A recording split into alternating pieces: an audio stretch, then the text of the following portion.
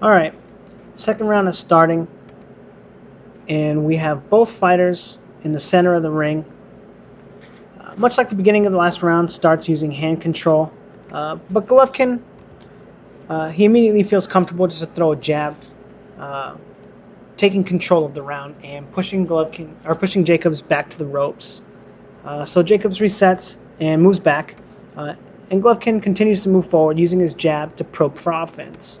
And with that second jab right there, uh, being mindful of the Jacobs' desire to slide under his jab and mitigate his offense. It's a great adjustment right there. Um, Now here we go. We have Jacobs turning southpaw for the first time in the fight, um, and the battle of jabs begins anew. I'm gonna go ahead and start slowing it down so we can take a look at what's going on in this corner. Um, they're battling for hand control. There's like a little jab right there. I'm not sure it's exactly a punch, but Golovkin gets his hand on the outside of Danny Jacobs, and right there, see his right glove? He probes for offense, and look at Danny Jacobs' face. His face says it all. You know, he pulls back, he falls for the probe, and then Golovkin brings this probing punch around. Not really a punch, just probing, trying to set more offense to see if he can get Danny Jacobs to make a mistake. But what does Danny Jacobs do? He gets his right hand on the outside of Golovkin, uh, and kind of uses it to control his head, to stop him from pushing forward and landing an attack against him. We're going to go ahead and just watch that in normal speed and see how that goes. So you can see it in real time. A lot of tentativeness, probe, and then he jumps out. Really good reaction from Danny Jacobs. That's exactly what he needed to do right there, because he already let Golovkin get too close to him, and he was not going to be able to stop him from landing punches. He was not going to be able to control him with his defense. So what does Golovkin do immediately? He gets back to the center of the ring and completely cuts off the ring on Jacobs again. Brilliant boxing, great mindfulness, and Danny Jacobs goes back to the hand fighting to establish control with his jab, even though he's in the exactly same spot that he was just in. Right there, we're going to check that out again just real quick. Hand fighting a little bit right here. Puts his hand on Golovkin's head, but Golovkin feints forward. Danny Jacobs throws a right hand, goes right over his shoulder. He slips it, but Golovkin's going to do something really cool right here. He's going to throw a jab to where Danny Jacobs' head is, but Danny Jacobs is going to move his head, and it's just really great. And notice how Golovkin, his forearm winds up near his neck after he throws the punch. And now he brings his arm down, and that stops him from doing that little Andre Ward move, getting his head underneath his armpit. It's really mindful boxing. It's really great control. And then Jacobs tries to instigate a clinch, and I don't agree with him shoving him off. But Danny Jacobs doesn't need to be grabbing him either. A foul for a foul. I don't know. Everyone goes blind. Whatever. So go back to normal speed. And right there immediately goes from hand position, or from hand fighting. And he doesn't waste any time. He throws a jab to the body immediately. I scored that as a blow. Hand fighting. And very quickly, Danny Jacobs lands a great straight left hand. He doesn't waste any time. He doesn't wait for Golovkin like he's been doing, and he just landed 2 punches because of it. What does Golovkin do? Throws another jab out there to control Danny Jacobs' head, stop him from bodying him up and Andre Warding him. We'll look at it again. And boom, great clean punch, great shot. And Danny Jacobs circles out. And, I don't think Golovkin lands any offense there. But Jacobs just ties him up. But right here, you're going to see that if Golovkin's right glove right there, you can see it come up. And I think he's trying to let Danny Jacobs know that if he's going to tie him up, that's not going to stop him from throwing offense. Really smart move. And then Danny Jacobs immediately puts his head to the other side and says, I didn't like that. And then the referee has to break him, and it's a way for him to get back to ring control. So let's move on here. They're in the same position that they were in just in the last two situations. He slips that. I guess Danny Jacobs kind of feels comfortable being left-handed right now. He's come out kind of ahead in the last two exchanges, so he's gonna continue to perpetuate that. And right there, again, Danny Jacobs showing great head movement. When he punches, Golovkin times him perfectly, but because he changes head slots, Golovkin misses. He continues to try to control him, throw a left hook over the head, over the right hand, but he doesn't get any offense, and Dan Jacobs decides to circle out. Now look at Golovkin's feet right there. Look how quickly he goes from this exchange.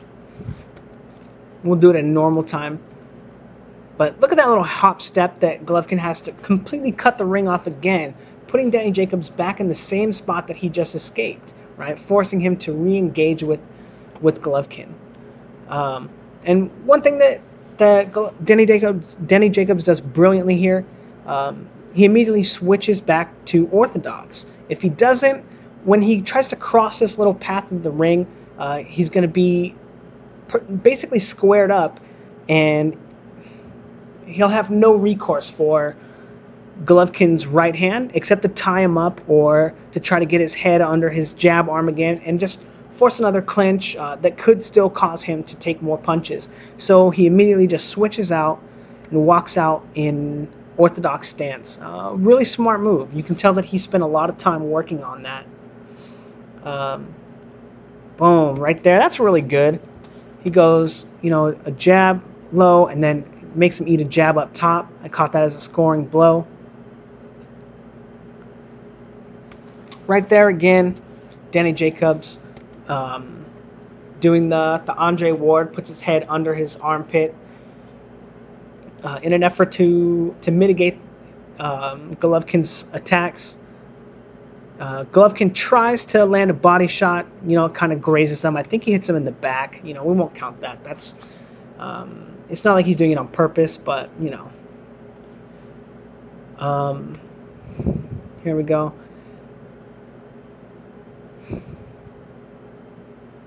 He tries to do that same move that he just caught him with, and I think that Golovkin blocks that jab. So good on him for recognizing the body head jabbing. Oh, there you go. There's Danny Jacobs trying to mitigate the offense. Golovkin double feints and winds up in that same kind of clinch war, and Danny Jacobs throws some illegal blows. It's just really unfortunate that he has to do that anyway.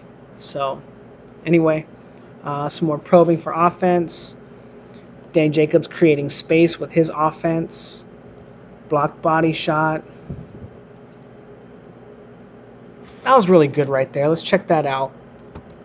So now Golovkin times him with the jab and knows that Jacobs is going to try to make that same move to get under his arm. So he gets low himself and then uses his left hand to control his head. Here we go. And then lands a right to the body. Boom. Controls his head and then a right to the body.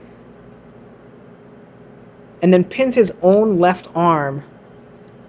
Let's check that out. I lost my controls. And then right to the body. And then pins his own left arm to his own body to push Danny Jacobs' head up and to stop him from getting under him. And then they break. Really smart defense right there from Danny Jacobs to bring his right hand up in case Golovkin threw a punch right there. But yeah, really smart stuff. Great adjustment from Triple G.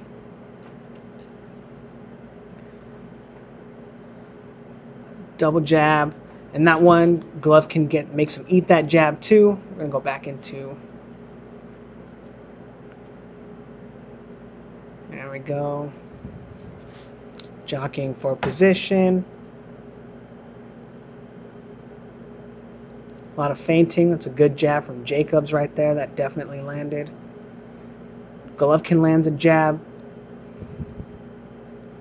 Ooh, that was really good. The old catch and counter, Emmanuel Stewart's favorite. Boom, a jab. And then I think Golovkin kind of holds his head up with his own jab, throws a right, and then eats the left hook. Let's take a look at it again. Sorry if this is getting repetitive. Jab. Hold his hand out there to hold his head up, but then he eats the counter left hook. Oh, man. Like, you see it on Jacob's face. He's like, oh, I gotcha. That was a good shot, man. I really like that punch. That was really good. Jab to the body. I think that was low. Head movement. Good head movement from Golovkin here. Feinting, cutting off the ring. He's just dominating, like, the ring generalship. Even though, like, not a lot's going on. That was good job from Jacobs. There we go. Oh, that was a great jab from Golovkin, and then a great body shot to follow it up. There we go. Boom. It's a pretty clear jab, but the right hand is definite. All right, so let's check that out again. I'm not sure what happens. Stops him from getting his head under his arm. Great awareness. And then I think Jacobs throws a right to the body, and then there's that slapping left hook right there. You can look at it again. I'm not going to give him credit for the left hand, but I'll give him credit for the body shot. But it's not like a huge body shot. Like I said, his hips aren't turning. It's like flurry stuff, you know, trying to look flashy. But he works it well off of Golovkin's jab, and it looks like, you know, he's still on the plan of trying to take Golovkin's jab away from him, which is, I mean, it's definitely smart, although it hasn't seemed to be working out for him. A little pull counter right there. Some Floyd Mayweather-esque stuff. Neither of those punches land.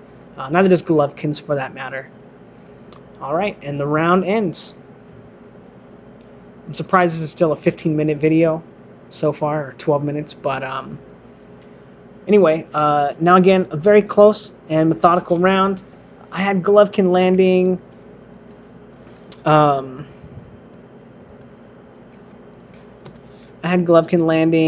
let's see, 8 punches, and Jacob landing 6. Golovkin's best shot was the right hand to the body, and Jacob's was that awesome counter left hook. Actually, let's see if they show any of that stuff on the replay.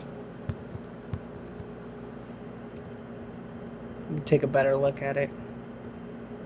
No, they didn't for some reason. Anyway, I like Jacob's hook as the best punch of the round, but Golovkin landed more shots. I think he was also the ring general, had the better defense, as most of Jacob's defense was to try and tie Golovkin up or to put his head under his arm and force a break from the ref. I also think that he was the effective aggressor. So I have this as a clear Triple G round. What do you guys think? Did you see anything that I didn't? Let me know in the comment section. Yeah, I hope you enjoyed this Battle of Wits.